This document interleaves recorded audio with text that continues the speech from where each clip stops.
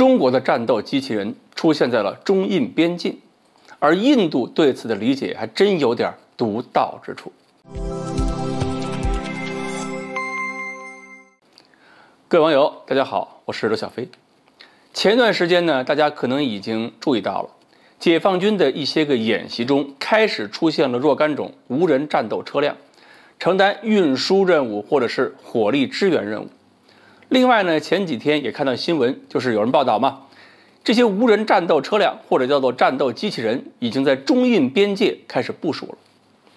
其实这个事儿呢，也不算特别新鲜的事儿，毕竟俄罗斯人在叙利亚已经用过了无人战斗车，印度人看得很眼馋，去年就喊着要买500台。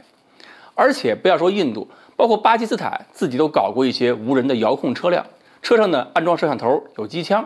据说在克什米尔，巴基斯坦这些个无人战斗车辆也弄得印军比较心烦。当然，解放军的这些装备就好很多了，更丰富嘛。我们一看航展，各个科研单位拿出来的这些个战斗车辆一大堆，小的呢，一般来讲就是放在餐桌都放得下，带个机枪、带个导弹什么的。大一点的，比如说珠海航展出现那个 UVT-10，那是带着30炮和反坦克导弹的，基本就是一个无人的先进的步兵战车。就是无人战斗车辆遥控起来呢不稀罕，你能够实现人工智能对目标的自动识别、道路自动规划，那个才是讲究的。用无人战斗车辆执行任务，一方面可以降低士兵的体力消耗，降低伤亡；另一方面，这些车辆通常还带有热像仪这样的侦察设备。你看咱们这个 UVT-10的话，不仅仅是热像仪啊，还有激光的、毫米波的各种传感器。这样不管昼夜，可能是发现能力都比人眼强。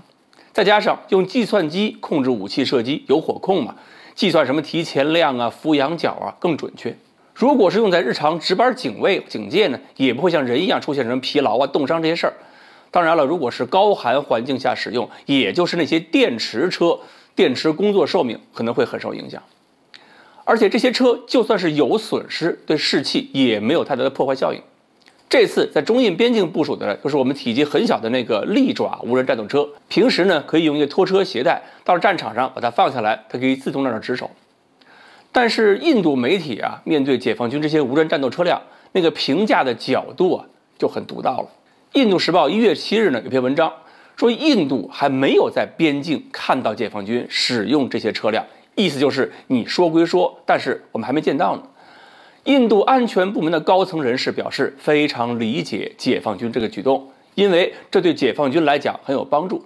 解放军战士在中印边界的寒冷天气中，实在过得太可怜了。印度时报满脸怜悯地说，今年是中国士兵连续第2年被上级强迫留在中印边境。他怎么知道是被强迫的呢？他说，驻守地区温度到了-20到40度，中国士兵呢是很难从军营走出门的。在很多地方，解放军就是能够冒险出门时间很短，然后马上就要回到营房里去。他不知道中国东北漠河那边温度能低到多少吗？印度时报认为，解放军去年一定是遭遇了严重的感冒、冻伤等等情况，所以到了去年夏天就换了90%的新兵。看到这里边，我估计他们说的事儿其实是我们部队在整体换防。至于评论印军的时候呢，印度时报的评论当然就非常的阳光了。他们说，印度军队在生理上适应了高海拔和山地战争，可以应对恶劣的环境和崎岖的山路条件。不就是道路条件不好，后勤跟不上吗？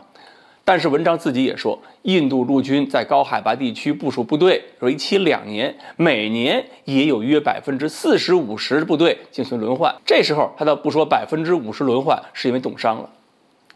更好玩的是，这篇文章下边还有几个评论，都是印度这个读者看完文章之后热血沸腾写下来的。